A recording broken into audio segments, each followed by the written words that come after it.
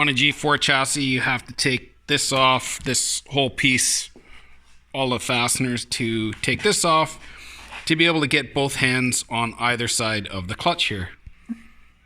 On a G5 chassis, the clutch is all exposed and you can get both your hands on the sides of the clutch.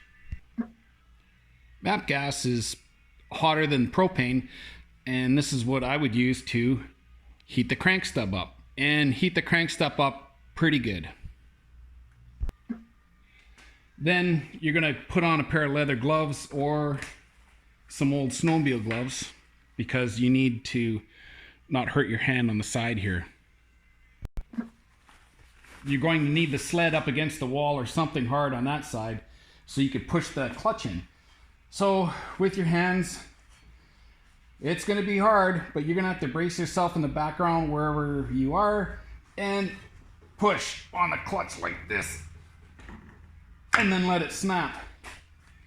So basically push in as hard as you can, everything you got, and then bang, like this. Let your hands go sliding off the edges, like sliding off the rim here, and then the clutch hopefully will pop off. It might take a couple of times, but that's the way I was taught by a mechanic how to do it, and I've had to do it before on one of those sleds, and it's awful and it hurts the hands. But with this hot down here, that should come off when you let it snap free.